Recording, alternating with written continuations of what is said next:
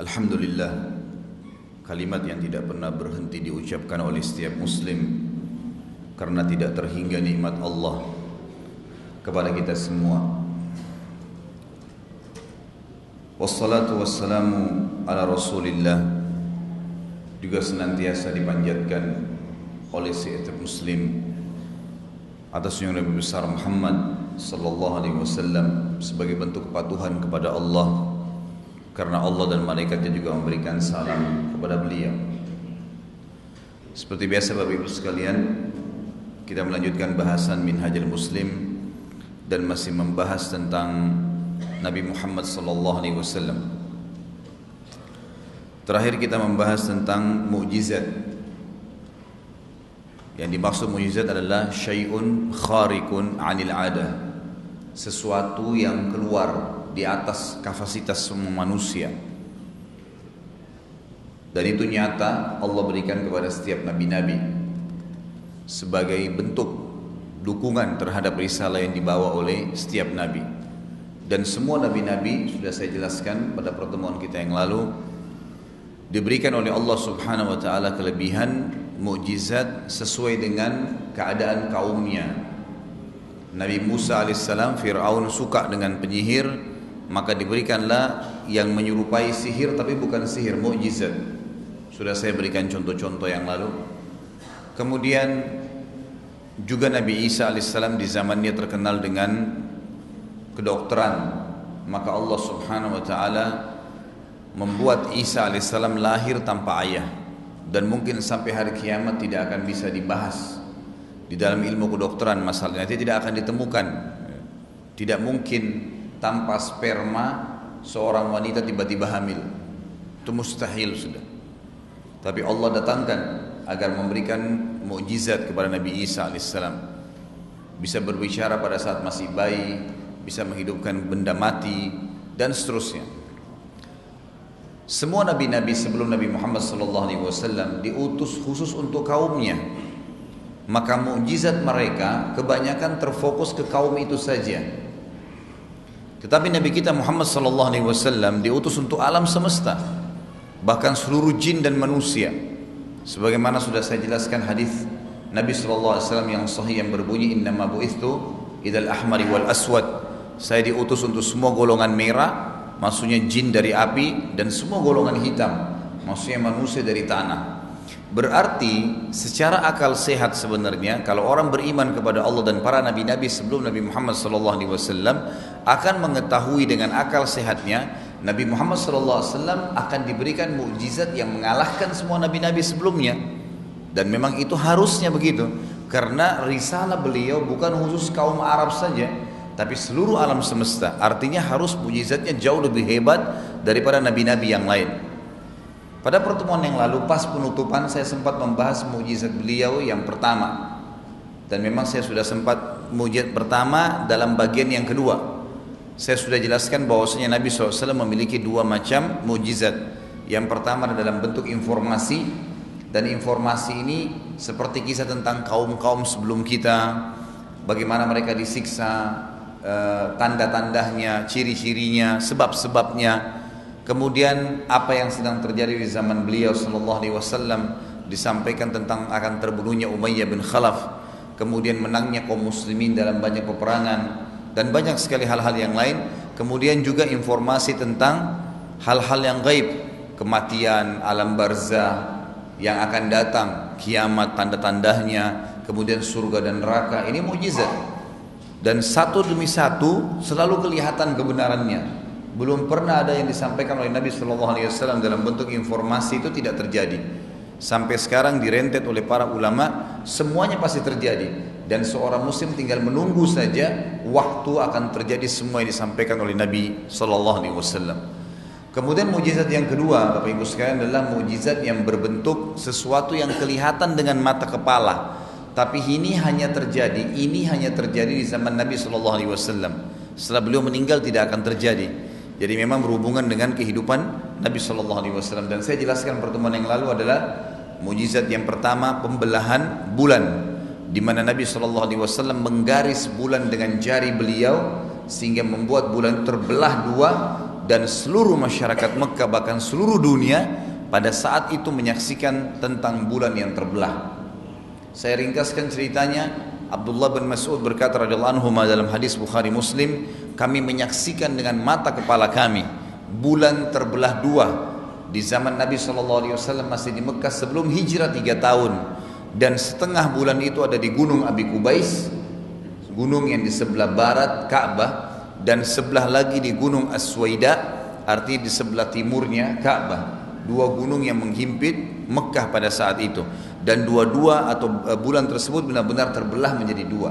Dan Allah kekalkan di dalam Al-Quran surah khusus namanya surah Al-Qamar, surah membicarakan tentang masalah Al-Quran atau pembelahan bulan tersebut. Sebagaimana Allah berfirman, a'udzubillahi minasyaitonirrajim, bismillahirrahmanirrahim, iqtarabatis sa'atu wa insyaqqal qamar. Benar-benar kiamat sudah dekat, ya, dan bulan sudah terbelah. Wa iyarau ayatan yu'ridu wa yaqulu sihrun mustamir.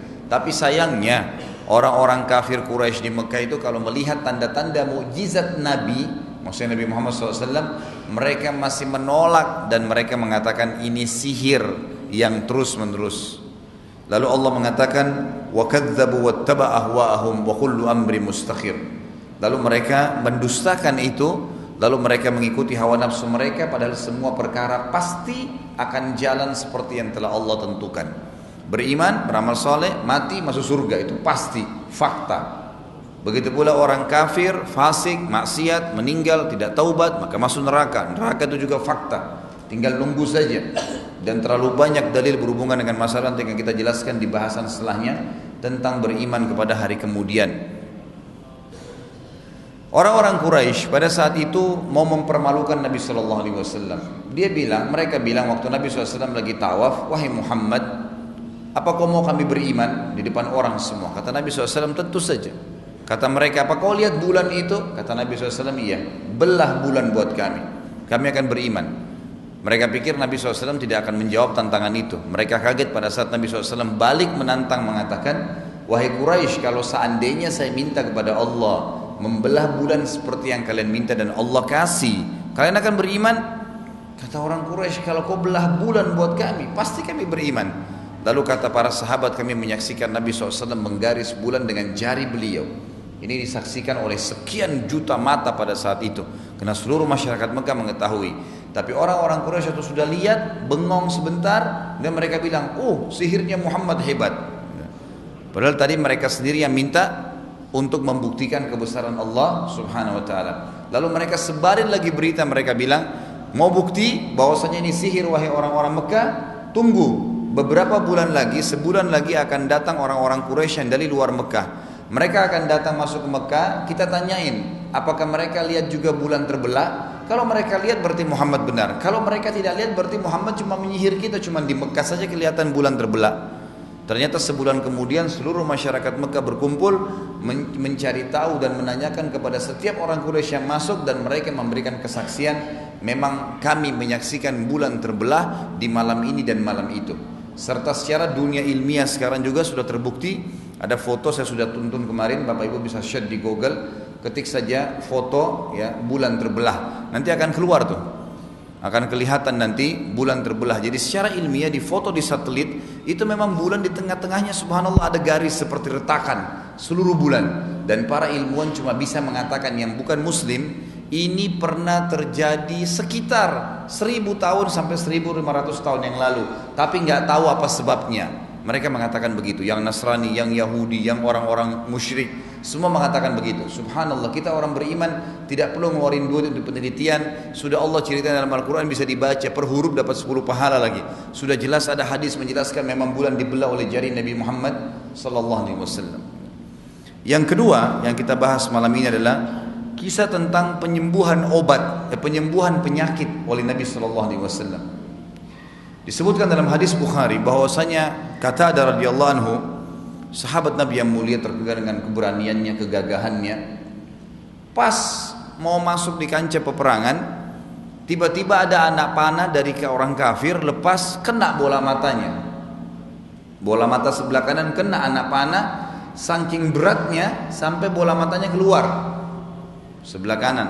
Tiba-tiba nih, Lalu teman-temannya lewat, ngucur darah semua. Teman-temannya lewat, sahabat-sahabat yang lain mengatakan, wahai Qatadah, matamu udah nggak bisa dipakai, potong aja supaya kamu bisa ikut berperang jihad. Qatadah lalu berkata, sebentar, coba bawa saya ke Nabi Shallallahu Alaihi Wasallam, minta pendapat beliau. Maka dibawalah Qatadah ke arah Nabi Shallallahu Alaihi Wasallam. Lalu Nabi Shallallahu Alaihi Wasallam pada saat itu lihat Qatadah, senyum dan berkata kepada Qatadah, wahai Qatadah, kalau kau mau bersabar dengan matamu seperti ini, berkorban keluar karena di medan perang, kau pasti masuk surga. Tapi kalau kau mau, Nabi SAW sudah tahu tujuan Qatadah datang untuk apa. Kata Nabi SAW, kalau kau mau saya doakan bisa sembuh, tapi nggak ada jaminan surga. Qatadah diam sebentar dan dia berpikir. Dalam riwayat ini Ibnu Hajar berkata dalam Fathul Bari Sahih Bukhari, beliau mengatakan Qatadah ini disebutkan dalam beberapa athar, dia akan menikah setelah perang Uhud dan wajahnya tampan sekali. Dia mulai berpikir dan berkata dengan jiwa sendiri, dan dia sampaikan setelah itu kepada para sahabat alasannya. Dia bilang, saya tiba-tiba merenung, kata Qatadah, kalau saya sabar masuk surga, ada jaminan surga, tapi matanya tidak ada. Berarti nanti pun kalau berhasil tidak mati dalam medan perang, maka berarti dia menikah dalam kondisi tidak ada mata, dan Allahu alam sampai berapa lama matanya nggak ada, sampai dia meninggal. Tapi kalau dia minta kepada Nabi SAW untuk disembuhkan, sembuh tiba-tiba, tapi nggak ada jaminan surga. Lalu dengan izin Allah ada sebercit, ya, terbercit di hatinya Qatadah ini hidayah, petunjuk. Lalu dia bilang tiba-tiba, ya Rasulullah, begini aja. Jadi nego dengan Nabi SAW, ya Rasulullah, doain saya supaya mata saya sembuh dan saya juga minta surga. Digabungkan dua-duanya. Lalu Nabi SAW senyum kepada Qatadah ini, lalu dicabutlah anak panah tadi. Ini dalam kondisi matanya rusak. Bayangkan kalau bola mata kena busur panah, itu luar biasa. Kena anak panah maksud saya, itu luar biasa. Dicabut, kemudian matanya dimasukkan oleh Nabi SAW. Lalu Nabi SAW berdoa. Dalam hadis Bukhari ini dikatakan Nabi SAW menarik tangannya, kata-kata ada sendiri. Waktu Nabi SAW tarik tangannya, bayangkan ya kalau kondisi kita, bayangkan kita di kondisi Qatadah nih, mata kita kena buta satu, sudah berdarah semua. Lalu menghadap kepada Nabi SAW, dimasukin, dicabut. Kata-kata ada, waktu dicabut tangan Nabi SAW, saya tidak bisa membedakan mana mata saya tadi yang rusak karena dua-duanya terang. Dalam riwayat lain dikatakan bahwasanya beberapa sahabat yang menyaksikan itu mengatakan waktu Nabi SAW tarik tangannya, maka kami tidak bisa membedakan mana mata Qatadah yang tadi rusak. Artinya spontan, urat-urat sarafnya nyambung lagi, kulitnya bagus kembali, utuh seperti semula, karena sahabat berikan kesaksian. Yang paling hebat pada saat itu tidak ada foto, adalah penyampaian lisan. Mereka mengatakan kami tidak bisa membedakan mana matanya Qatadah tadi yang rusak, karena dua-duanya jadi bagus kembali. Dan ini ulama memberikan judul adalah kuasa Nabi SAW dalam mengobati penyakit. Begitu pula kisah di sini disebutkan poin nomor 2 tentunya, yang pegang buku. Poin nomor 2 tentang kisah itu. Kisah yang lain adalah kisah Abu Rafi'. Abu Rafi' ini tidak disebutkan dalam buku ini, saya tambahkan, seorang Yahudi yang paling benci dengan Islam. Rajanya Yahudi punya benteng, dia punya benteng dan pengikutnya ribuan orang. Dan dia tinggal di dalam benteng ini, Bapak Ibu sekalian. Dia tinggal dalam benteng tersebut. Benteng ini ada peternakan, ada perkebunan, semua suku dia tinggal di dalam. Dan benteng itu bisa menampung kurang lebih 1000 sampai 1500 orang. Besar sekali. Dan kalau dikepung benteng itu, bisa bertahan dengan makanan, ya, hewan ternak yang ada di dalam itu, minuman, persiapan sumur mereka ada di dalam itu, bisa bertahan sampai 45 sampai 60 hari. Jadi musuhnya bisa kehabisan makanan, mereka masih bisa tidak menyerah gitu. Sampai seperti itu. Abu Rafi' ini punya sifat buruk, orang Yahudi. Setiap kali setiap kali dia mendengar ada orang yang mau menyerang Nabi SAW, mau menyerang Madinah, ada penyair yang mau menghina Nabi SAW, ada penari yang sengaja menghina-hina Islam, semua disupport dengan dana. Kasih hadiah, kasih unta, kasih emas, disupport semua. Jadi dia nggak terjun melawan Nabi SAW langsung, tapi dia support dari belakang gitu. Dan ini lebih berbahaya karena dia satu, tapi dia gerakkan sekian ratus orang untuk menyerang Islam dengan berbagai macam kelebihan yang mereka miliki. Maka kata Nabi SAW dalam hadis Bukhari waktu habis sholat sama para sahabatnya, siapa di antara kalian yang bisa membunuh Abu Rafi' untukku? Maka seorang sahabat yang mulia bernama Abdullah bin Abi Atiq radhiyallahu anhu.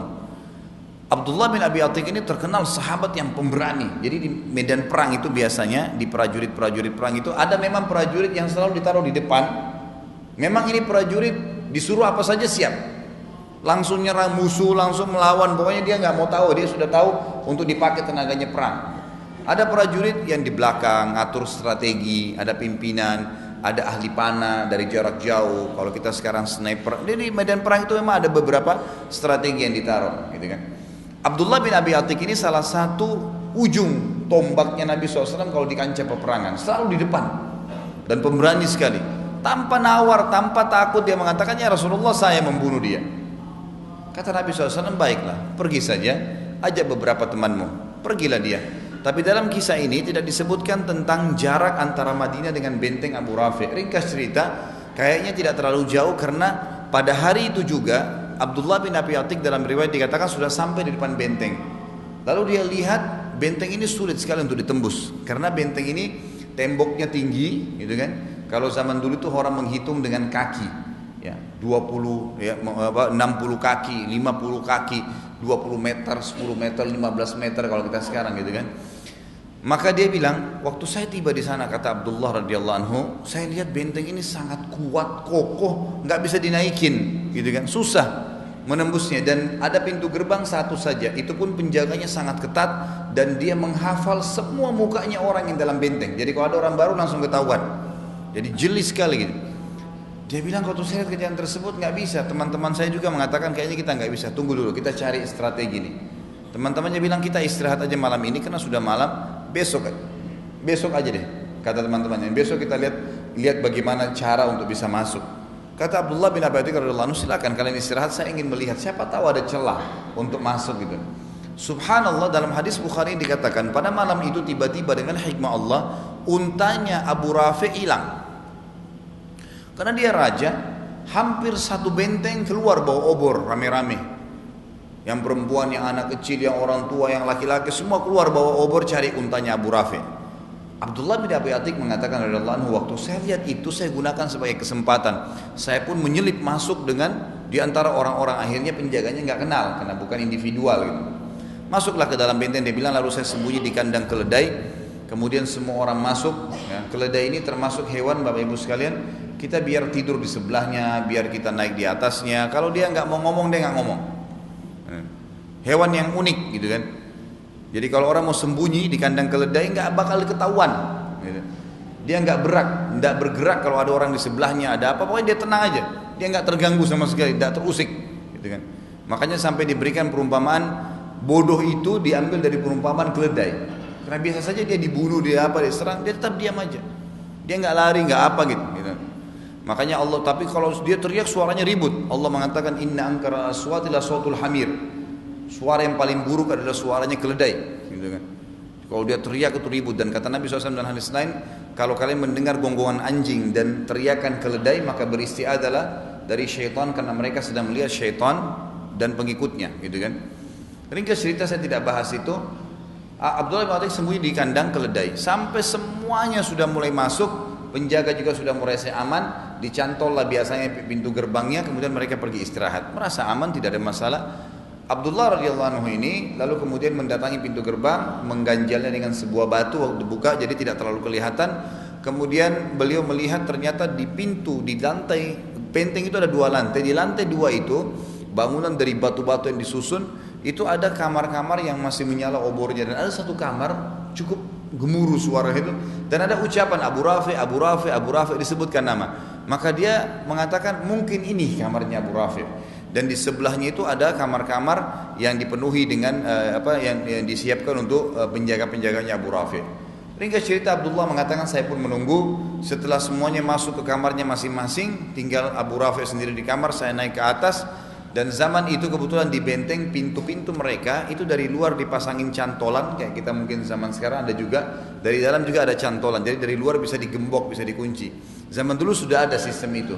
Lalu Abdullah mengatakan, lalu saya menutup semua dari luar, kamar-kamar di sebelah kamar Abu Rafi', lalu saya pun masuk ke dalam kamarnya, tapi gelap.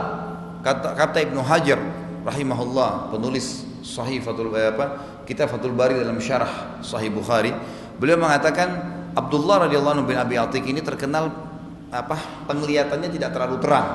Maka dia waktu itu gelap, tambah tidak lihat karena tidak ada cahaya.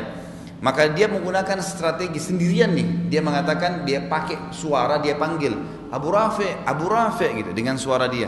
Abu Rafi dengar suara ini asing. Dia bilang siapa? Kata Abdullah, begitu saya dengar ada suara dari satu sisi, maka saya pergi menyerang ke sana, lalu saya hantam dengan pedang saya, lalu saya lari lagi ke pintu. Karena di langit ada cahaya. Sebab saya tidak lihat apa-apa. Saya pikir Abu Rafi sudah meninggal dengan hantaman pedang saya. Ternyata Abu Rafi masih teriak-teriak kesakitan. Kata Abdullah, saya pun ini karena cerdasnya beliau ubah lagi strateginya, ubah suara lagi. Dia ubah suaranya, dia mengatakan, saya ubah suara saya mengatakan, kenapa Abu Rafi, ada apa? Abu Rafi sudah kesakitan bilang, ada orang yang mau bunuh saya. Kata Abdullah, begitu saya ingat, dengar lagi suara satu sisi, saya datangin lagi, saya hantam lagi dengan pedang. Begitu dihantam dengan pedang, lalu saya lari ke pintu, ternyata Abu Rafi belum mati, masih teriak-teriak kesakitan. Maka Abdullah mengatakan, saya mengubah suara saya lagi yang ketiga kali. Kemudian, kenapa Abu Rafi, ada apa gitu? Abu Rafi mengatakan, ada orang yang mau bunuh saya. Saya pun datang ke sana, lalu saya letakkan pisau saya di dada, pedang saya di dadanya, lalu saya pastikan tertancap di dadanya, baru saya pergi. Ringkas cerita, dia bilang, saya pun keluar, tidak ada suara lagi Abu Rafi, dan orang sudah mulai ribut di benteng tersebut. Lalu saya buru-buru turun dari tangga. Karena saya buru-buru tidak melihat lagi anak-anak tangga itu, tiba-tiba saya jatuh dan tulang kering saya, betis beliau patah tiba-tiba, nggak bisa jalan sama sekali. Maka dia bilang, saya pun mengambil imamah saya, lalu saya ikat dan saya berjalan dengan satu kaki keluar dari benteng tersebut. Dia bilang, baru beberapa saat saya keluar, seluruh benteng itu sudah ribut, ya, sudah berkumpul semua orang gitu. Dengan izin Allah dia selamat. Dia pun kumpul sama teman-temannya di sebuah hutan di depan benteng tersebut. Lalu teman-temannya bilang, ada apa dengan kau wahai Abdullah? Dia bilang, Allah sudah mematikan musuhnya. Lalu diceritakanlah begini, teman-temannya semua senang. Alhamdulillah kalau gitu. Kita lapor kepada Nabi SAW. Kata Abdullah, saya tidak pulang. Kalau kalian mau pulang, pulang. Saya mau pastikan sampai Abu Rafi benar-benar mati. Karena itu perintah Nabi SAW. Dan ini bukti bagaimana ya kesetiaan sahabat atas perintah Nabi yang juga pasti perintah dari Allah Subhanahu Wa Taala. Nabi SAW sangat penyayang. Tetapi kalau sudah ada orang yang sampai pada tingkat seperti ini, memang menyusahkan Islam, ya, menyusahkan kaum muslimin, maka memang ada beberapa riwayat menjelaskan Nabi SAW suruh bunuh, gitu kan? Karena dia berbahaya, merusak Islam, tidak bisa ditembus, tidak bisa diapa-apain, dinasihatin juga nggak sampai nyampe, ya sudah, gitu. Maka yang terjadi adalah Abdullah pun besok pagi dia tunggu sampai matahari terbit. Tradisi orang-orang Yahudi, kalau pimpinan mereka mati, maka mereka menyampaikan di atas menara-menara benteng mereka bahwasanya si fulan mati, raja kami maafkanlah, kalau ada yang punya utang dan seterusnya, ya, seperti biasa kalau orang meninggal. Jazakallah khair. Jadi akhirnya Abdullah pun menunggu dan besok pagi ada iklan seperti itu. Abdullah mengatakan, alhamdulillah kalau begitu sudah pasti Abu Rafi meninggal karena di iklannya Abu Rafi mati, maafkanlah kalau punya kesalahan. Abdullah pun pulang ke masjid Nabi SAW, bergabung sama teman-temannya tadi yang pulang duluan, lalu sama-sama masuk menyampaikannya, Rasulullah begini ceritanya. Maka Nabi SAW pun senang, mengatakan alhamdulillah. Lalu yang jadi saksi bahasan kita dari kisah yang panjang ini, Abdullah bin Abi Atiq radhiyallahu anhu berkata, ya Rasulullah, tapi kaki saya patah. Ini jatuh tadi di tangga ini patah. Kata Nabi SAW, ulurkan kakimu. Lalu diulurkan dan Nabi SAW sempat meludahi kaki beliau sambil berdoa dan mengusapnya. Begitu diusap, maka Abdullah bin Abi Atiq katakan, tiba-tiba saya loncat dengan sendiri spontan dan kaki saya sembuh. Tiba-tiba sembuh. Dan ini ulama masukkan dalam mukjizat Nabi SAW dalam mengobati penyakit. Begitu pula hadis Bukhari yang menjelaskan tentang kedua bola mata Ali radhiyallahu anhu yang sedang sakit pada saat akan terjadi pembebasan benteng Khaybar. Nabi SAW sempat mengepung Khaybar. Khaybar ini juga wilayah Yahudi. Kalau tidak salah sekitar 180 atau 200 km dari kota Madinah. Jadi memang Nabi SAW pernah mengepung sampai 43 hari benteng tersebut. Dan kuat sekali, susah sekali untuk ditembus benteng itu. Akhirnya Nabi SAW setelah 43 hari berkata di malam harinya, saya akan memberikan besok bendera kepada seseorang di antara kalian yang dia mencintai Allah dan Rasulnya.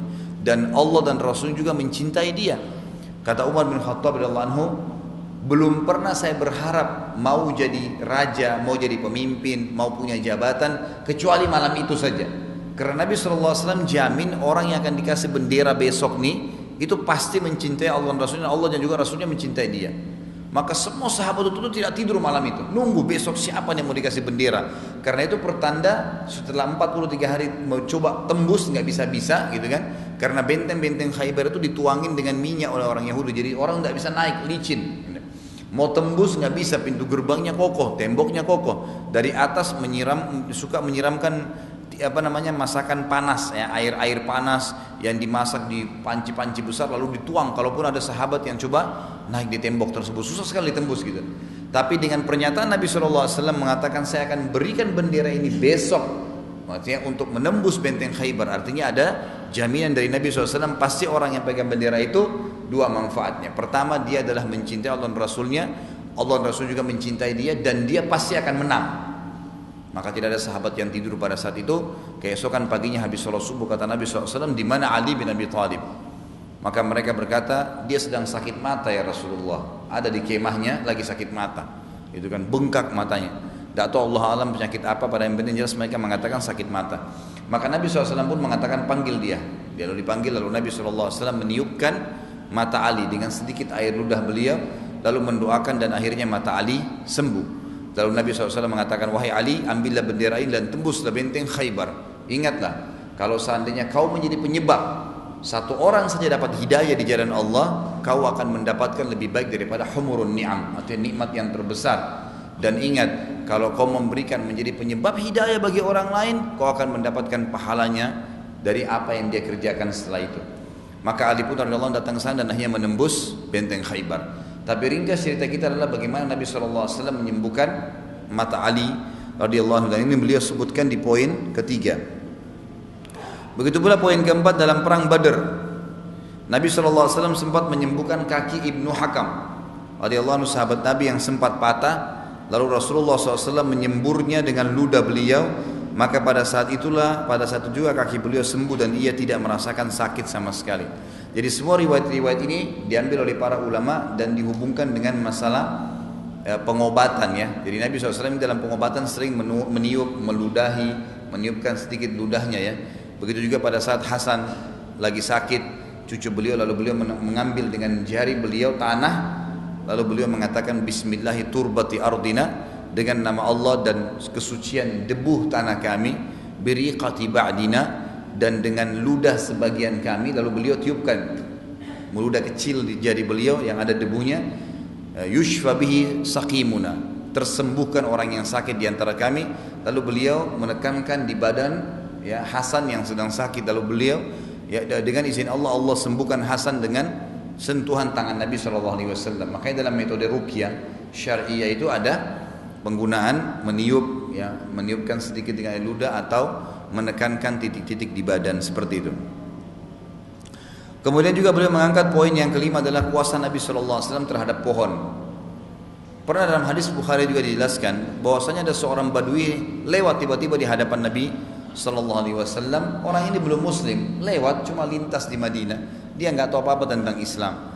Lalu kata Nabi SAW, mau kemana kamu? Biasanya orang Arab mengatakan, ya rajul, wahai laki-laki, kalau nggak dikenal, kamu mau kemana? Dia bilang, saya mau ke rumah saya di padang pasir, di Badui sana. Kata Nabi SAW, maukah saya tunjukkan kamu sesuatu yang lebih baik daripada kau pulang sekarang? Kata dia, tentu saja. Apa itu? Kata Nabi SAW, engkau mengucapkan syahadat, asyhadu an la ilaha illallah wahdahu la syarika lahu wa asyhadu anna Muhammadan abduhu wa rasuluh. Maka pasti itu lebih baik bagi kamu. Lalu kata orang Badui tersebut, siapa yang menjadi saksi kalau kau benar utusan Allah wahai Muhammad?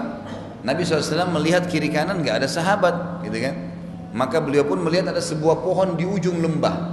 Maka beliau mengatakan pohon itu tuh yang akan memberikan kesaksian. Lalu orang Badui tersebut lihat ke arah pohon itu. Dalam hadis sahih dikatakan pohon tersebut bergeser seperti berjalannya manusia sampai berada di hadapan orang Badui ini, lalu mengucapkan dua kalimat syahadat. Dan ini pada saat itu disaksikan oleh orang Badui tadi, dan akhirnya Badui ini menyebarkan kesaksiannya kepada para sahabat. Ini kuasa Nabi SAW terhadap pohon. Riwayat yang lain saya tambahkan dari poin kelima ini adalah riwayat tentang seorang pegulat dari Jazirah Arab yang bernama Rukhana. Saya pernah sampaikan beberapa bulan yang lalu di masjid kita ini, tapi saya ulangin sedikit. Rukhana ini badannya kekar, orangnya kuat, terkenal suka menjual jasa tenaganya. hanya untuk memamer, dan memang belum pernah kalah, subhanallah. Gulat gak pernah kalah karena kekarnya badannya. Dan gulat kita tahu ya, gulat itu tidak main. Kalau yang zaman dulu itu memang menekuk, menaklukkan tapi tanpa memukul gitu kan. Susah sekali dengan gulat-gulat seperti itu. Maka yang terjadi adalah dia selalu menjual jasanya. Orang-orang suku ini masih didatangi, ditantang sama dia. Kalau kalah suku tersebut, dia boleh minta, si Rukana bisa minta apa yang dia mau. Satu kali dia datangin, dia dengar di Mekah ini ada masalah antara orang Quraisy dengan Nabi Muhammad SAW. Maka dia bilang, datang ke Mekah, wahai Quraisy, mau nggak beli jasa saya? Kata orang Quraisy, apa jasamu hai Rukana? Dia bilang, saya akan mempermalukan Muhammad buat kalian. Kata orang-orang Quraisy, memang kamu mau buat apa? Dia bilang, saya akan tantang Muhammad gulat, dan pasti saya kalahkan dia, karena saya belum pernah dikalahkan. Saya akan permalukan dia di hadapan orang-orang semua. Nah, kata Quraisy, kalau kau bisa lakukan hai Rukana, maka apa yang kau minta kami kasih. Kata Rukana, baiklah. Kebetulan waktu itu Nabi SAW lagi tawaf depan Ka'bah. Lalu Rukana teriak dengan suara keras mengatakan, wahai Muhammad, wahai Muhammad, berapa kali gitu, wahai Muhammad, sampai Nabi SAW dengar. Maka Nabi SAW pun balik mengatakan, ada apa wahai Rukana? Dikenal dia, ada apa kamu Rukana? Dia bilang, apa kau mau saya beriman hai Muhammad? Kata Nabi SAW, tentu saja. Kata Rukana, lawan saya bergulat, kalau kau menang saya beriman. Si Rukana ini berpikir Nabi SAW tidak akan mengatakan iya ya, karena ini dia jelas seorang pegulat yang terkenal, tidak mungkin kalah gitu. Dia sudah yakin karena berpuluh-puluh kali jasa dia jual setiap saat itu, tenaganya memang tidak pernah kalah ya, dan dia menantang setiap suku-suku Arab yang dia bisa bebas mengambil apapun yang dia mau dari mereka. Maka dia kaget waktu Nabi SAW mengatakan tentu saja. Maka berhadapanlah keduanya, lalu Nabi SAW bergulat dengan Rukana. Subhanallah, dalam beberapa gerakan kalah Rukana. Satu kali tertekuk, nggak bisa bergerak sama sekali dengan Nabi SAW. Saya sudah sebutkan juga ciri Nabi SAW ya. Pertemuan ini sudah pertemuan kita yang ketiga kalau nggak salah tentang Nabi Muhammad SAW. Pertemuan pertama saya ceritakan fisik beliau tinggi besar, kekar. Badan Nabi SAW itu besar, pundaknya lebar, dadanya bidang, perutnya bersusun seperti batu yang keras. Nabi SAW juga orang yang kuat gitu kan, dan diberikan kekuatan 10 laki-laki. Seperti semua nabi-nabi diberikan kekuatan yang sama. Maka Nabi SAW pun mengalahkan Rukana sampai 10 kali. Waktu sudah 10 kali Rukana sudah habis akal, sudah habis jurus, nggak tahu harus buat apa lagi. Maka Rukana berkata, wahai Muhammad, walaupun kau menang, saya nggak mau beriman. Sampai pohon ini bicara, ada pohon kurma di situ. Subhanallah, waktu dia bilang sampai pohon ini bicara, tanpa Nabi SAW suruh pohon itu tiba-tiba mengeluarkan suara. Satu Mekah dengar, asyhadu an la ilaha illallah wa anna Muhammad Rasulullah. Dan ini disampaikan oleh para sahabat dalam hadis sahih, bahwasanya pohon tersebut mengeluarkan suara, bukan cuma suara biasa, mengeluarkan suara syahadat. Subhanallah, itu kan. Dan ini sebuah mukjizat untuk Nabi SAW. Ini kalau pegang buku bisa lihat halaman 76, poin nomor 5 tentunya. Kemudian juga Nabi SAW di poin ke-6 beliau sebutkan tentang kuasa beliau terhadap pohon, yang masih pohonnya. Tadi ada pohon memberikan kesaksian, orang Badui tadi yang masuk Islam, kemudian Rukana, dan ada satu lagi. Nabi SAW seringkali jemaah sekalian kalau lagi ceramah di awal-awal Islam, beliau seringkali sandar di sebuah batang pohon kurma yang besar. Jadi zaman Nabi SAW itu batang kurma ditebang atasnya, ditebang bawahnya, ditancapin di tanah, lalu direntetin jadi menjadi tembok gitu. Ada sebuah batang kurma yang besar sekali di depan mihrab Nabi SAW. Pas, jadi Nabi kalau sholat menghadap ke situ. Kemudian Nabi SAW kalau capek habis ceramah sandar di situ. Pokoknya pohon itu multifungsi. Ya. Ada seorang sahabiat Nabi, dalam hadis Bukhari dikatakan seorang sahabiat Nabi perempuan berkata, ya Rasulullah, saya lihat anda letih sekali.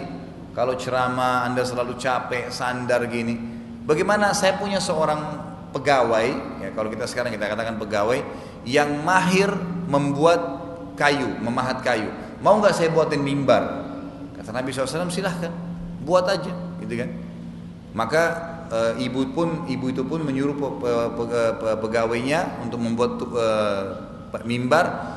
Tidak disebutkan waktunya berapa lama. Setelah mimbar tersebut jadi, bertepatan dengan hari Jumat. Maka Anas bin Malik radhiyallahu anhu, pembantu Nabi SAW berkata, dan perlu anda tahu masjid Nabi di zaman dulu itu tidak ada atapnya ya. Jadi zaman dulu itu cuma tembok saja, karena Madinah itu bisa dikatakan mungkin 5 tahun sekali baru hujan. Hujannya pun cuma sebentar, paling 15 menit, 10 menit, sebentar sekali hujan. Jarang sekali hujan, bisa dikatakan tidak hujan lah gitu. Jadi zaman Nabi SAW memang atap itu tidak mesti dibiarkan terbuka, jadi ada udara, sirkulasi udara. Hujan ya basah gitu kan, panas ya panas, ya, seperti itulah. Maka Anas bin Malik berkata, saya pun melihat Nabi SAW waktu lihat mimbar tersebut naik ke atas mimbar, dan mimbar itu terdiri dari 3 anak tangga. Makanya sebagian ulama mengatakan kalau mau membuat mimbar disunnahkan membuat 3 anak tangga.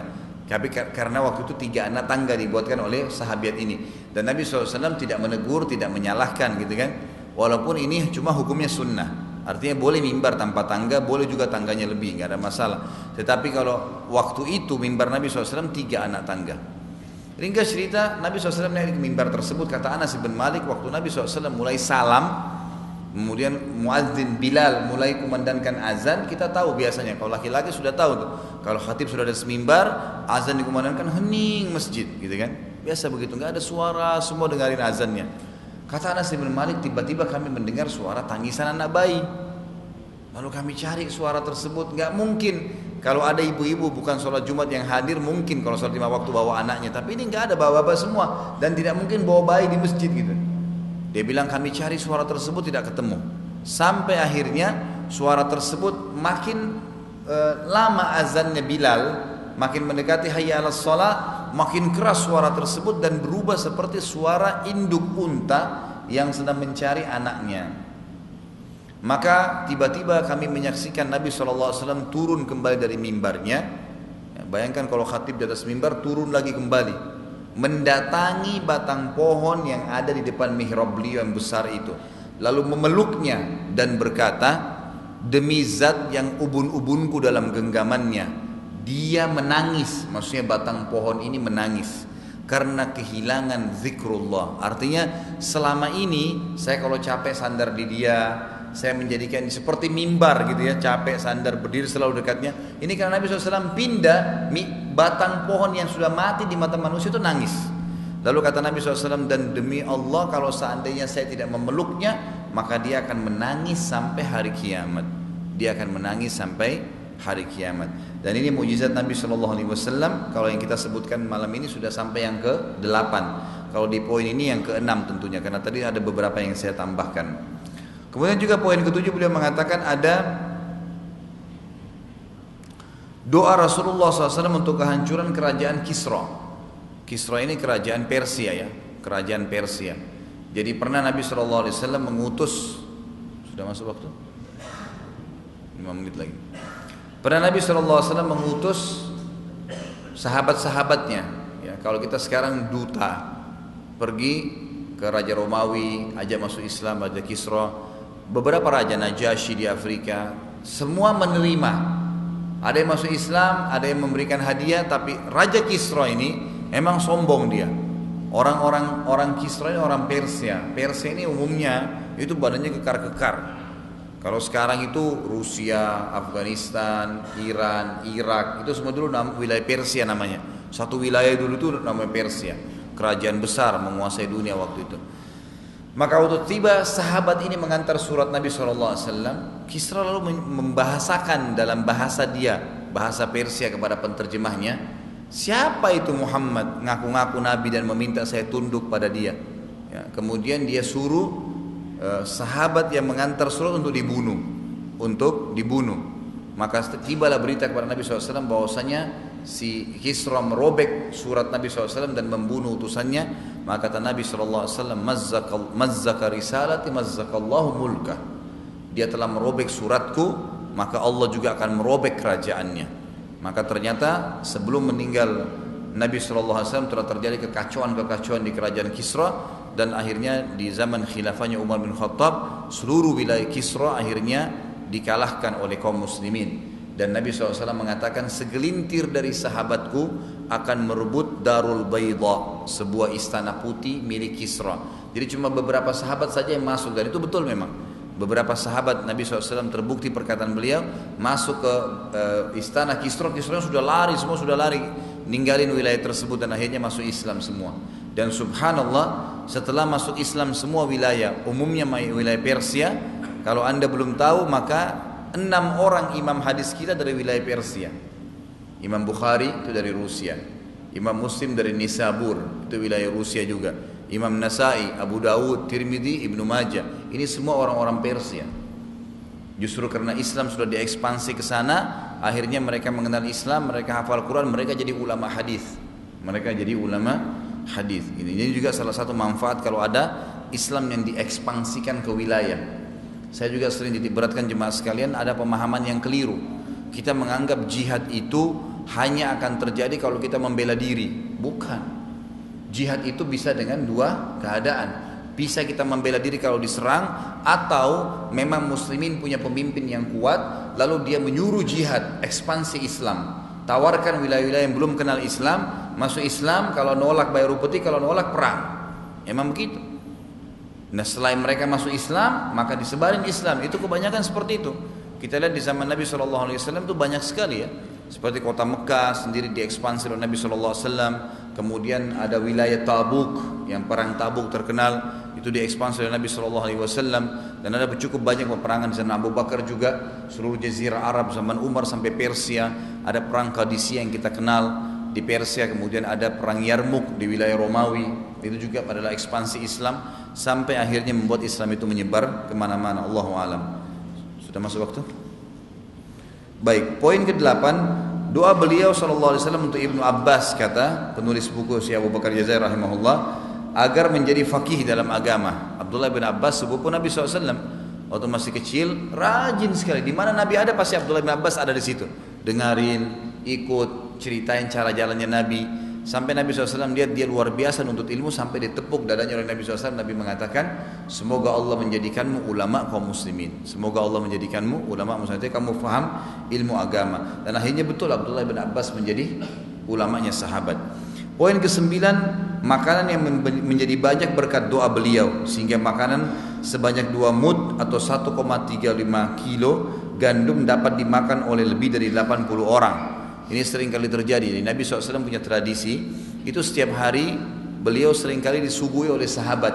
Agar sahabat ini undang, sahabat ini undang. Nah, sering kali Nabi SAW kalau diundang oleh satu sahabat, itu biasanya ada sahabat-sahabat lain yang tidak diundang juga ikut, karena ingin lihat Nabi SAW sampai apa, kejadian apa gitu.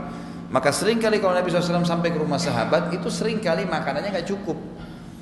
Maka selalu terjadi, umumnya hampir setiap kali terjadi, kalau makanan kurang, pasti Nabi SAW doakan dan akhirnya menjadi banyak. Akhirnya menjadi banyak. Insya Allah nanti sebentar mungkin sudah selesai azan, kita akan lanjutkan beberapa poin, tinggal 3-4 poin saja tentang mukjizat Nabi SAW. Baru kita buka tanya jawab kalau ada yang mau bertanya. Sampai sini dulu insya Allah. Subhanakallahumma bihamdika asyhadu an la ilaha illa anta astaghfiruka wa atubu ilaik. Wassalamualaikum warahmatullahi wabarakatuh.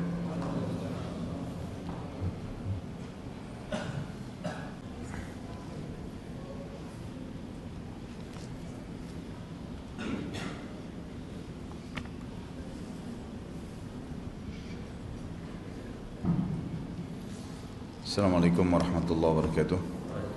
Alhamdulillah wassalatu wassalamu ala Rasulillah. Saya mohon maaf, tadi saya baru teringat kalau saya habis Isya sebenarnya ada janji. Jadi mungkin tidak terlalu banyak pertanyaan, atau mungkin yang sudah ada di meja saya saja ini yang akan saya jawab. Mungkin insya Allah di kesempatan lain saya akan berikan kesempatan Bapak Ibu untuk bertanya. Kita masuk ke lanjutan, ada sisa 3 poin yang beliau masukkan dalam mukjizat Nabi SAW adalah banyaknya atau keluarnya air dari jari jemari beliau SAW di kesepakatan Hudaybiyah. Hudaybiyah ini kurang lebih 80 km dari kota Mekah. Jadi satu hari pernah Nabi SAW keluar bersama para sahabat menuju ke Mekah untuk umroh. Dan jumlah mereka sekitar 1.400 sampai 1.500 orang. Khilaf di antara sejarah tentang jumlah mereka, tapi tidak kurang dari 1.400. 1.400 ini mereka semua menuju ke sana pakai baju ihram. Pada saat mereka pakai baju ihram, enggak apa-apa, enggak masalah. Kesini aja. Ya. Tapi maaf, mungkin tidak ditambah dulu ya. Ya. Saya juga sebenarnya jemaah baru tiba dari bandara nih. Saya baru 2 minggu diuntang ke tur ke Australia kemarin. Jadi memang kondisinya juga saya butuh istirahat. Tapi ada memang janjian juga habis Isya. Jadi mohon maaf saya belum bisa terlalu banyak nanti kasih pertanyaan yang harus dijawab. Baik. Jadi Nabi SAW pernah ke sana 1.400 orang. Pas di Hudaybiyah ditahan Nabi SAW oleh orang-orang Quraisy, tidak boleh masuk Mekah. Tahun depan baru boleh. Akhirnya ada banyak kejadian pada saat itu tentunya. Di antaranya Nabi SAW sempat bertahallul, mencukur rambut beliau di Hudaybiyah. Dan ini juga hukum sendiri bagi orang yang sudah niat pergi umrah atau pergi haji, kemudian terhalang tengah jalan, mungkin ada serangan, mungkin sakit tiba-tiba, ya, seperti terjadi perang misalnya, maka ini dia boleh bertahallul di tempat yang dia memang tertahan itu, kemudian dia pulang, gitu kan. Nabi SAW melakukan itu di Hudaybiyah. Terjadilah kesepakatan, tapi ringkas cerita waktu itu, waktu Nabi SAW memerintahkan untuk pulang ke Madinah setelah bertahallul, sempat beliau ingin wudhu sholat duhur yang akan dijamak dengan asar. Lalu didatangkanlah seember air dan semua sahabat mengurumuni air tersebut. Semua sahabat mengurumuni air tersebut. Pada saat tiba di air tersebut didatangkan di hadapan Nabi SAW, maka semua sahabat datang. Sampai Nabi kaget, 1.400 orang semuanya datang mengurumuni Nabi SAW. Jadi kata Nabi SAW, ada apa dengan kalian? Kata Jabir bin Abdullah radhiyallahu anhu, perawi hadis ini, mengatakannya, Rasulullah, air kami sudah habis, tertinggal yang di ember ini yang di depan anda. Maka kata Nabi SAW, kata Jabir bin Abdullah, saya menyaksikan dan kami menyaksikan jutaan, waktu itu ribuan orang menyaksikan Nabi SAW meletakkan telapak tangannya ke dalam air, kemudian keluarlah air dari jari-jari beliau sampai membuat ember tersebut tumpah-tumpah airnya, dan kami pun mengisi kendi-kendi kami semuanya 1.400 orang itu, 1.399 kena 1.400 dengan Nabi SAW, mereka semua isi kendi-kendi di tempat minum mereka, mereka semua berwudu, tangan Nabi SAW masih mengeluarkan air sampai mereka semua sudah selesai, baru Nabi SAW angkat tangannya dan akhirnya air tersebut berhenti. Air tersebut berhenti, dan ini para ulama memasukkan dalam contoh mukjizat Nabi SAW dalam menguasai air, Ada kejadian kecil di sini tidak disebutkan oleh Syekh Abu Bakar, tapi saya akan tambahkan.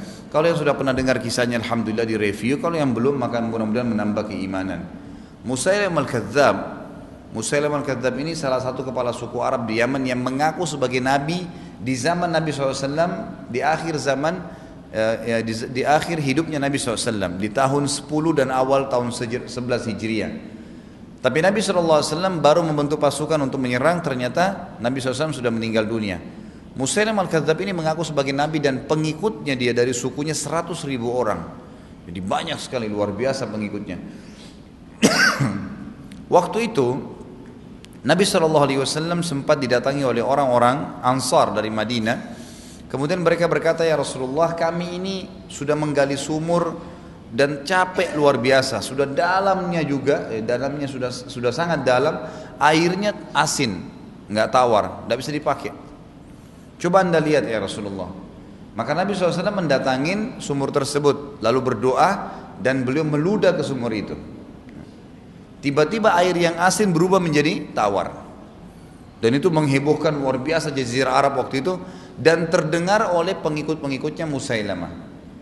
Pengikutnya Musailamah berkata, wahai Nabi kami Musailamah, Nabi yang di Hijaz, di kota Madinah itu, ada pengikutnya yang gali sumur, airnya asin. Kemudian mereka datang minta tolong, lalu dia datang meludah, tiba-tiba jadi tawar. Ini kami punya sumur, airnya tawar, coba kamu ludahin, siapa tahu jadi enak. Musailamah ini datang ke sumur tersebut, ini riwayat sahih, datang ke sumur tersebut, lalu komat-kamitkan mulutnya, dia meludah, tiba-tiba air sumur itu berubah lebih busuk daripada bau kencingnya keledai. Dikatakan di dalam hadis sahih seperti itu. Allah Subhanahu wa taala memalukan. Ada kisah yang lain juga sedikit berhubungan dengan masalah itu, tapi bukan air, tapi dia Nabi SAW biasa juga tradisi di Madinah jemaah sekalian, kalau ada anak baru lahir dibawa kepada beliau, lalu beliau SAW mengelus rambutnya, mentahniknya, kurma dihalusin, ditempel di langit-langitnya. Biasa sunnahnya baik kalau baru lahir begitu, memberikan nama gitu kan. Nabi SAW mendoakan, itu biasa tradisi di Madinah dan bagian daripada syariat kita karena Nabi SAW lakukan gitu. Ada satu anak dibawa kepada Nabi SAW, rambutnya anak itu sudah dicukur, sudah ditimbang seperti kalau orang akikah ditimbang nanti diinfakkan senilai, misal rambut bayi dicukur, ditimbang dengan timbangan perak atau emas, berapa gram, dilihat nilai uangnya berapa, diinfakkan di jalan Allah. Itu sunnah Nabi SAW bagi anak bayi. Anak ini, bayi ini baru digundul lalu datangkan di depan Nabi SAW, lalu Nabi SAW elus kepalanya bayi itu, tiba-tiba rambutnya tumbuh. Tiba-tiba pada saat itu orang saksikan rambutnya keluar lagi, tumbuh lebat gitu. Terdengar juga ini oleh pengikutnya Musailamah. Lalu dia bilang, wahai Nabi kami, itu Nabi yang di Hijaz, elus kepalanya anak bayi, ya gundul tiba-tiba tumbuh rambutnya. Ini ada anak kecil rambutnya bagus, coba elus juga, siapa tahu bisa lebih bagus rambutnya gitu. Itu kisah nyata. Maka Musailamah pun dipermalukan oleh Allah Subhanahu wa taala, dia elus rambutnya anak kecil tersebut, tiba-tiba rontok dan menjadi gundul, serta anak itu sampai turunannya semua gundul. Jadi ini kisah nyata terjadi seperti itu. Kisah yang lain beliau angkat di sini adalah kisah tentang Isra Mi'raj, dan ini mungkin sudah kita tahu sama-sama. Ringkas cerita adalah Allah turunkan surah nomor 17 Isra dan Mi'raj, dan ini salah satu mukjizat Nabi SAW yang tidak akan pernah terjadi oleh nabi-nabi sebelum beliau dan juga oleh nabi-nabi setelah beliau, apalagi manusia biasa. Kemudian yang terakhir beliau mengatakan adalah kitab suci Al-Quran, yang merupakan kitab ini adalah mukjizat Nabi SAW yang terbesar. Beliau mengatakan, mengangkat dalil Nabi SAW di dalam hadis sahih riwayat Imam Muslim, Bukhari Muslim, Al-Quran adalah mukjizat terbesar yang diberikan kepada Nabi Muhammad SAW, dan mengenai hal itu beliau bersabda, ma minal anbiya'i illa waqad u'tiya minal ayati ma mithluhu amana alaihi al-bashar wa innama kana alladhi utituhu wahyan awhahu Allahu ilayya fa arju an akuna aktharahum tabi'an yaumal qiyamah. Tidak ada seorang nabi pun selain aku melainkan telah diberikan ayat-ayat atau mukjizat yang semisal dengan mukjizat nabi sebelumnya, mirip-mirip, yang dengannya manusia akan beriman kepada risalahnya. Dan sungguhnya aku dikaruniakan Al-Quran yang merupakan wahyu yang diwahyukan langsung Allah kepadaku, maka aku berharap dengan wahyu tersebut Al-Quran aku menjadi nabi yang terbanyak pengikutnya pada hari kiamat. Dan subhanallah, memang Al-Quran ini para orang-orang non-muslim pun mengakui bahwasanya ini kalau buatan manusia maka tidak akan pernah ada buku yang bisa bertahan sampai 1400 tahun. Dan Al-Quran terbukti bukan cuma bertahan, makin banyak yang hafal, makin banyak yang pelajari, dan semua teori-teori dalamnya selalu terbukti ya setelah diadakan penelitian yang cukup jauh. Terakhir saya lihat kemarin, subhanallah, ada cuplikan dari Timur Tengah, dan saya tutup dengan kisah ini, baru saya baca pertanyaan. Ada seorang peneliti Muslim dari wilayah negeri Syam, ya, tepatnya di Syria dia. Dia mengadakan penelitian tentang i'sar. I'sar ini badai. Jadi di antara badai-badai itu selalu diteliti oleh para ilmuwan, sampai ilmuwan muslim ini mempelajari jenis-jenisnya. Ada badai debu, ada badai angin, ada macam-macam badai, tapi ada satu badai yang menggelitik para ilmuwan, dan ini badai yang terakhir ditemukan terjadi di Australia. Ini baru kurang lebih kejadian sebulan atau sebulan setengah yang lalu. Mereka kaget menangkap dengan kamera, ternyata ada badai angin yang bertiup, itu di tengah-tengahnya ada api, dan ini belum pernah terjadi. Dan dalam hitungan menit, 1,5 menit saja, itu sudah bisa membakar kebun. Waktu itu di dekatnya itu 5 hektar. 1,5 menit membakar kebun 5 hektar. Ada cuplikannya di HP saya kebetulan, dan itu langsung cuplikan dari acara tersebut. Dan di acara itu juga kebetulan lagi diperlihatkan cuplikan badai itu gitu. Lalu kemudian ilmuwan kita ini berkata, saya terkagum sekali, luar biasa, karena para ilmuwan di barat pun mengadakan penelitian pada sudah lihat cuplikan tersebut, dan berkata ini badai yang baru kami tahu kalau ada badai yang ada apinya. Dan ternyata api itu sebenarnya bukan badainya yang berapi, tapi karena kuatnya pusaran angin sehingga membuat suhu panas meningkat, dan keluarlah api dari situ. Dan api itu berada di tengah-tengah, akhirnya dia membakar semua yang dilewatin. Lalu kata dia, saya lebih kagum lagi, ternyata waktu saya telusuri Al-Quran, ada kisah di dalam Al-Quran diceritakan tentang Bani Israel. Ada orang yang kufur kepada Allah Subhanahu wa ta'ala, lalu Allah mengirim kepada kebunnya orang itu i'sar. Kata Allah, i'sarun fihi narun fahtarakat. Dia bilang, Dan dalam Al-Quran disebutkan tentang kebunnya itu dihantam dengan badai, yang badai itu kata Allah di dalamnya ada api, dan dengan karena adanya api maka terbakarlah kebun tersebut. Dan banyak sekali subhanallah teori-teori dalam Al-Quran yang terbukti dengan majunya teknologi sekarang. Allahu alam. Tentu kalau ada teman-teman yang mendapatkan lebih dari ini mukjizat Nabi SAW, bukan mustahil, karena saya sedang mengkaji buku ini dan mungkin ada yang lain, karena ada buku misalnya Sahih Mukjizat Nabi SAW, itu ada juga, mungkin ada yang belum sempat saya sebutkan, dan apa yang terlintas di benak saya tadi saya tambahkan saja. Jadi bukan mustahil Bapak Ibu bisa memperkuat atau memperdalam ilmunya dengan membaca lagi mukjizat Nabi SAW. Karena dengan malam ini kita selesai di bab itu, kita akan pindah dengan beriman kepada hari kemudian di waktu yang akan datang. Pertanyaan, Assalamualaikum warahmatullahi wabarakatuh. Waalaikumsalam warahmatullahi wabarakatuh. Mohon pencerahannya berkaitan dengan ketentuan mahram dalam ibadah haji dan umrah. Bagaimana hukum seorang perempuan yang pergi umrah atau haji tanpa mahram? Apakah ada bedanya hukum tersebut antara haji dan umrah? Ini khilaf di antara ulama. Tentu mayoritas ulama Hanabilah yang berfaham mazhab Hambali. Dan ini biasanya memang lebih dominan di negeri Saudi, gitu ya. Yang menyatakan bahwasanya tidak boleh seorang wanita safar tanpa mahram. Sesuai dengan hadis Nabi SAW, hadis sahih, gitu kan? Riwayat Imam Muslim di mana kata Nabi SAW tidak halal bagi seorang wanita yang beriman pada Allah hari akhir safar perjalanan sehari semalam tanpa mahram, gitu kan? Itu hadis. Jadi jelas di sini dilarang perjalanan sehari semalam. Nah, dari hadis inilah menjadi dua pendapat ulama. Pendapat yang pertama mengatakan tolok ukur sehari semalam adalah zaman Nabi SAW. Zaman Nabi SAW. Zaman Nabi itu tolok ukurnya Madinah Mekah yang 416 kilo sekarang diukur kilometernya itu ditempuh dalam 3 hari 3 malam di zaman Nabi SAW. Berarti kalau sehari semalam diambil tolok ukur perjalanan di zaman Nabi SAW, berarti 416 kilo sekarang dibagi 3, gitu kan? Kurang lebih 100 lebih ya, 135 kilo lah ya. Jadi kalau sudah 135 kilo wajib wanita safar harus ada mahramnya. Ini pendapat yang pertama. Dan ini umumnya banyak teman-teman dai-dai kita di Indonesia juga berpegang dengan pendapat ini dan tersebar luas di kalangan kita, gitu kan. Ada pendapat kedua mengatakan sama dari hadis yang sama, tapi mereka bilang bahwasanya perjalanan sehari semalam ini bukan tolok ukurnya zaman Nabi SAW, tapi tolok ukurnya adalah perhitungan waktu yang sebenarnya. Jadi tidak dilihat lagi jaraknya, tapi yang dilihat adalah sebab kenapa perempuan disuruh pakai mahram, karena keamanan, gitu kan. Dan yang kedua, sehari semalam ini harus dihitung seperti apa adanya.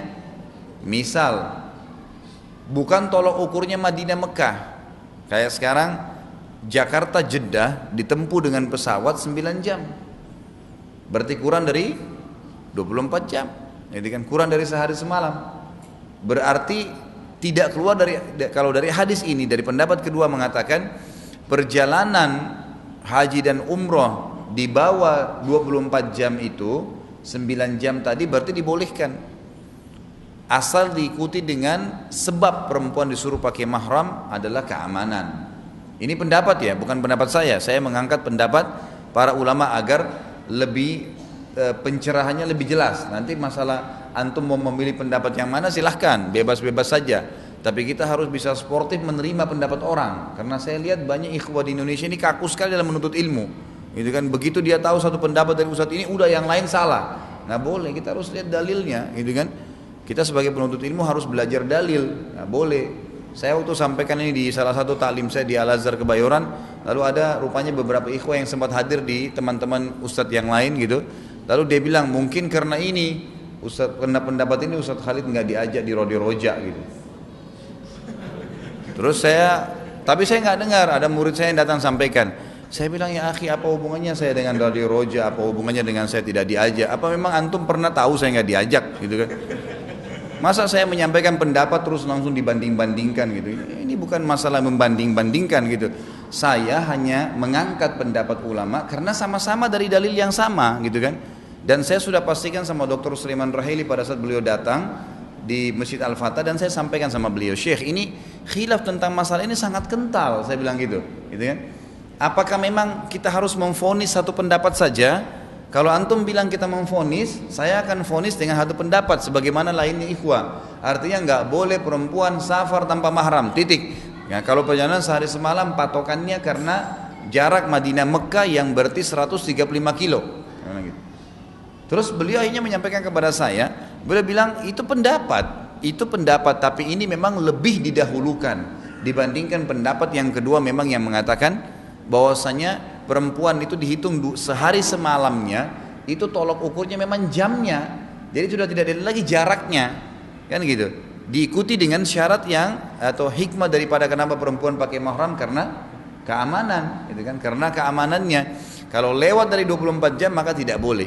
Saya duduk juga dengan salah satu muridnya Syekh Albani, waktu itu beliau datang Jakarta lalu sama-sama saya di mobil. Saya sempat tanya, Syekh, antum kasih gambaran dalil yang jelas buat saya, karena ini sering bertanya di majelis ta'lim, apa yang saya harus sampaikan, karena pendapat ulama ini apakah memang saya harus fokus saja ke satu pendapat, udah biar umat konsumsi pendapat itu, tapi efek negatifnya nanti mereka itu hanya fanatik dengan pendapat itu. Kalau ada yang pendapat lain disampaikan yang memang juga khilaf dasarnya ulama dari zaman dulu, mereka nggak bisa terima. Atau saya angkat apa adanya semua, yang penting memang dalilnya jelas, nanti biarin umat memilih, gitu kan. Terus dia tanya kasus apa, saya jelaskan tentang masalah kasus perempuan safar tanpa mahram. Subhanallah, beliau bilang sama saya sendiri, gitu kan. Sampai beliau hadiahkan kepada saya beberapa bukunya. Dia bilang, saya tidak usah sebutkan namanya, tapi yang jelas beliau sangat masyhur. Beliau mengatakan kepada saya, Khalid, ini kasus masalah khilaf perempuan safar tanpa mahram ini tetap ulama memang di Timur Tengah lebih cenderung dengan pendapat tidak boleh tanpa mahram kalau perjalanan kurang dari sehari semalam, tolok ukurnya perjalanan Madinah, gitu kan. Baik, pendapat yang kedua mengatakan tetap sehari semalam itu 24 jam. Selama dia safar, perjalanannya kurang dari 24 jam. Perjalanan, kalau tiba lokasi itu sudah nggak dihitung. Karena kalau tiba lokasi berarti sudah tiba di tujuan. Perjalanannya, busnya, mobilnya, kapal lautnya, kereta apinya, pesawatnya, itu yang dihitung. Kalau itu perjalanannya kurang dari 24 jam, pendapat kedua mengatakan tidak ada masalah, apalagi kalau keamanan, gitu kan. Sekarang contoh, kalau perempuan safar dari Jakarta ke Surabaya, ada seorang muslimah mau safar dari Jakarta ke Surabaya, ada hajat, ibunya sakit misalnya, suaminya lagi sibuk. Perjalanan pesawat 1 jam. Jakarta Surabaya itu hampir 1000 kilo. Kalau kita tolok ukurnya, hadis Nabi SAW tadi adalah jarak Madinah Mekah, nggak boleh dia safar. Nggak boleh dia safar. Jakarta Surabaya nggak boleh safar. Haram, harus ada mahramnya, nggak bisa. Mau ibunya mati, mau apa itu nggak ada urusan. Pokoknya nggak boleh safar, gitu kan? Kalau pendapat kedua enggak. Kalau dia sudah mendapatkan keamanan dalam safarnya itu. Seperti sekarang coba, kalau muslimah naik pesawat Jakarta Surabaya, ada yang berani ganggu di pesawat? Dikeroyokin satu pesawat itu kalau diganggu. Iya kan? Karena faktor keamanannya sudah ada.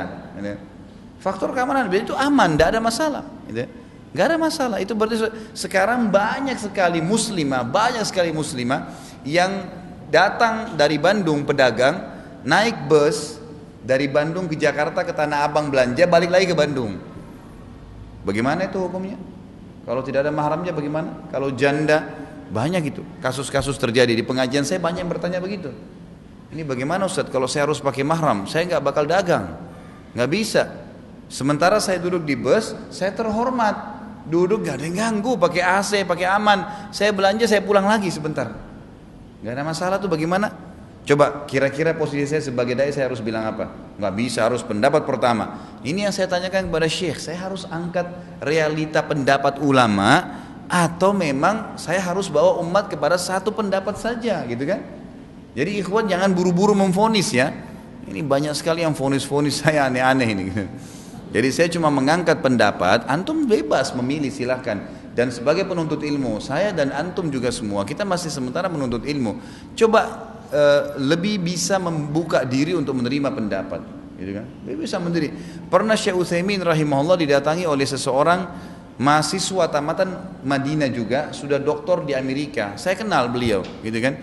Beliau sudah doktor, beliau datang. Beliau datang kepada Syekh Utsaimin, beliau mengatakan sendiri, Syekh, sebenarnya pendapat-pendapat yang antum sampaikan ini pendapat yang sudah ditarjih, yang sudah dipilih mutlak, atau memang antum berpegang pada mazhab Hanabilah, mazhab Imam Ahmad gitu kan?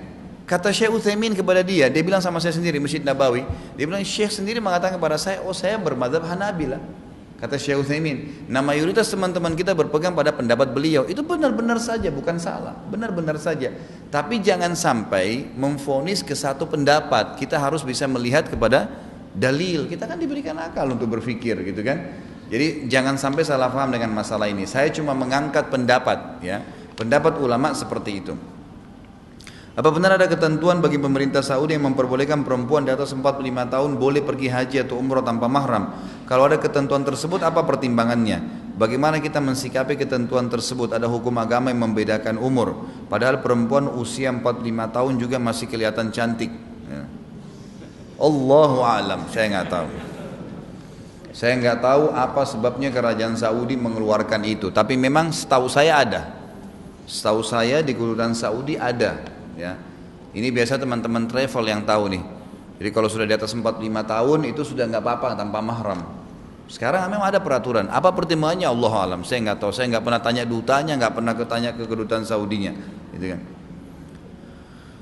Sebenarnya apa hukum isbal dan memanjangkan jenggot, sunnah atau wajib? Wajib ada. Isbal itu nggak boleh, memang dilarang dalam Islam. Ada bahasan saya 2 jam saya bahas itu, dosa besar, lupa saya yang keberapa itu, kalau nggak salah di YouTube, 72, zakallah khair, 72 tentang masalah isbal. Jadi memang isbal itu di dua hadis yang masih diperselisihkan ulama tentang kesahihannya, tapi lebih yang ada pendapat ulama membawa hadis ini ke hasan tentang batalnya sholat orang yang menutup isbal mata kakinya. Ada yang melemahkan hadis, tapi ada yang menghasankan hadis itu juga, gitu kan. Hadis yang lain di luar sholat itu lain lagi, di luar sholat lain lagi. Hadis sahih riwayat Imam Muslim, di mana Nabi SAW mengatakan orang yang paling berat siksaannya hari kiamat adalah musbil dan mannan, gitu kan. Orang yang menutup mata kakinya bagi laki-laki dan orang yang menyebut-nyebut kebaikannya, itu hadisnya. Bisa kembali mungkin ke bahasan saya di YouTube karena saya tidak terlintas sekarang semua dalilnya. Dosa besar ke-72 tadi ya. Kalau memanjangkan jenggot itu juga hadis Nabi. Kalau Imam Az-Zahabi mutlakkan wajib. Dan beliau bahkan mengangkat, kalau tidak salah saya bahas di dosa besar ke-80 sekian. Saya tidak ingat itu, tapi masalah ada hadis Nabi diriwayatkan oleh Imam Hakim, Al-Hakim dalam Musnad dan disahihkan oleh beliau dalam hadis ini. Laisa minna man lam ya'khudh bi syaribihi. Ya. Dan boleh hubungkan dengan hadis ufu liha. Ya. Jadi beliau menghubungkan hadis ini dengan hadis yang pertama. Hadis pertama bunyinya, bukan dari golongan kami yang tidak memotong kumisnya. Hadis ini sahih diriwayatkan oleh Al-Hakim. Sampai saya panjang lebar membahas, dan Bapak Ibu saya juga kaget ya pada saat saya mendapatkan data-data yang luar biasa itu. Coba search deh informasinya di Google tentang yang berhubungan dengan kesehatan laki-laki, membiarkan kumis atau mencukurnya. Contoh banyak sekali penelitian dokter itu. Jadi lebih bagus memang dia memotongnya. Dan apa manfaatnya dari sisi kesehatan bagi laki-laki kalau memelihara jenggotnya? Itu kalau antum baca, langsung antum biarin jenggotnya. Nggak apa-apa lah, biar jenggot Pancasila 23 nggak apa-apa. Pelihara aja, sunnah Nabi nggak apa-apa, gitu kan? Kalau seandainya satu jenggot ini bebannya 10 ton, wajar antum berat. Ini rambut ringan, biarin aja, nggak masalah. Dapat pahala. Waktu berlalu dan pahala tak berjalan. Bagaimana caranya menerangkan kepada ibu saya, adik-adik saya dan juga teman saya tentang isbal dan memanjangkan jenggot tersebut? Mereka tidak setuju dan cenderung takut melihat orang yang berpenampilan seperti itu. Tugas kita menyampaikan, akhi. Tugas kita menyampaikan, gitu kan? Itu saja cukup. Masalah orang terima tidak terima itu bukan tugas kita. Dakwah itu targetnya penyampaian, bukan penerimaan. Kalau antum targetnya penerimaan, antum akan kecewa kalau nggak diterima. Akhirnya kita malas, oh itu orang sudah pernah saya dakwain, tidak mau lagi kita berdakwah. Karena targetnya harus diterima, nggak bisa. Nabi SAW waktu kecewa, gitu kan, karena ada orang-orang Quraisy didakwain membelakangi Nabi SAW. Nabi kejar, wahai Quraisy, dikejar-kejar oleh Nabi SAW. Ada orang buta datang, hai Muhammad, ngapain kau kejar dia? Ngapain kau ribut-ribut ngajarin Quraisy? Ajarin saya. Tapi Nabi SAW balik, oh orang ini buta, nanti sebentar. Nabi niatnya baik. Tuh surah Abasa menjelaskan masalah itu. Ya, gitu. Jadi kita harus jelas sekali untuk menyampaikan dakwah. Siapa yang mau terima kita sampaikan, tugas kita itu.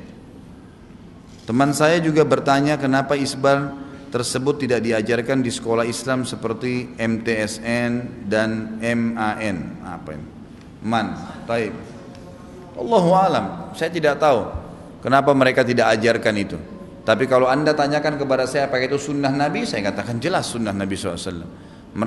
Kenapa mereka belum ajarkan, saya tidak tahu. Tentu penyusun kurikulumnya juga manusia biasa, mungkin dia lupa, mungkin dia belum tahu, Allahu alam, saya nggak tahu, gitu kan. Tapi terlalu banyak hadis. Nabi SAW mengatakan kepada seorang sahabat yang sedang lewat, bajunya menutup mata kakinya dan menyapu jalan. Kata Nabi SAW, angkat bajumu. Itu lebih baik, lebih bertakwa kepada Tuhanmu. Artinya ada pahala dan ada kepatuhan. Dan lebih bersih dan suci buat pakaianmu. Dalam hadis sahih riwayat Abu Dawud, kata Nabi SAW, pakaian seorang muslim laki-laki adalah nisfus sak, sampai setengah betis. Dan saya heran kenapa orang ribut sih dengan angkat celana di atas mata kaki. Itu sedikit, ada orang puntung sampai lututnya. Kok nggak apa-apa tuh, di mall sini banyak. Ada orang lebih gila, di atas pahanya, setengah pahanya kelihatan. Kok nggak ditanggapin itu? Kok ini yang naik sedikit cingkrang, jelek, ini beragam macam pendapat. Subhanallah, gitu kan? Kenapa ini? Ada orang pelihara jenggot, di hardik macam-macam. Ada orang yang rambutnya dipanjangin, tidak apa-apa. Ada orang yang pakai anting-anting di alisnya, di kupingnya, nggak ditanggapin. Ini aneh sekali ini kan. Menjalankan sunnah Nabi SAW kok diolok-olok. Ini berbahaya. Salah satu yang disebutkan oleh Ibnu Qayyim rahimahullah, hal-hal yang membatalkan keislaman seseorang adalah mengolok-olok agama. Nggak boleh. Kalau antum belum bisa jalankan, jangan diolok. Nggak boleh. Oh masya Allah ya, antum sudah bisa nggak isbal, antum udah bisa jenggotan, ana belum bisa. Mudah-mudahan doain ya, itu bagus, nggak apa-apa. Oh kenapa pakai jenggot kayak kambing inilah apalah macam-macam. Kenapa ya akhi diolok, gitu kan? Bahaya sekali ini. Pak Ustadz, ada nggak buku tentang urutan diturunkannya ayat-ayat Al-Quran mulai dari awal sampai akhir, tanggal diturunkannya, penyebab diturunkannya dan maknanya, dan juga kalimatnya mudah dimengerti? Ada banyak. Ada judul buku khusus namanya Sababun Nuzul, ada. Ditulis oleh banyak ulama-ulama kita, tapi kalau nggak salah sudah bahasa Indonesia juga ada ya. Cuma saya sekarang tidak terlintas penerbitnya. Kalau tidak salah dalam bahasa Indonesia ada 2 atau 3 buku.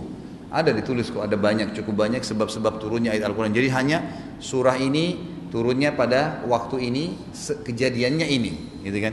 Yang itu diurut oleh mereka. Tinggal cari aja buku Sababun Nuzul. Ya insya Allah ketemu itu, biidznillah. Insya Allah ketemu masalah itu. Baik, mohon maaf saya batasi sampai di sini saja. Mudah-mudahan Bapak Ibu sekalian Allah SWT berkahi majelis kita ini. Allah sembuhkan orang-orang yang masih sakit di antara kita. Allah berikan hidayah orang yang belum dapat petunjuk. Allah mudahkan mengamalkan orang yang sudah punya ilmu. Allah melapangkan dada orang-orang yang tersesak, yang susah. Allah angkat semua permasalahan dari kaum muslimin. Dan insya Allah saudara-saudara kita di Palestina, di Syria, di Irak, dimanapun mereka sedang tertindas diberikan pertolongan dari Allah Subhanahu Wa Taala. Dan saya sangat yakin Allah sedang melihat dan mendengar kita karena Allah itu Sami dan Basir. Saya memohon atas namanya yang Maha Pengasih lagi yang Penyayang untuk menyatukan kita di surga Firdausnya tanpa hisab sebagaimana Allah menyatukan kita di masjid yang mulia ini. Tentu kalau ada benar dari Allah, kalau ada salah dari saya mohon dimaafkan. Saya hanya manusia biasa dan terbatas juga. Subhanakallahumma bihamdika asyhadu an la ilaha illa anta astaghfiruka wa atubu ilaik. Wassalamualaikum warahmatullahi wabarakatuh.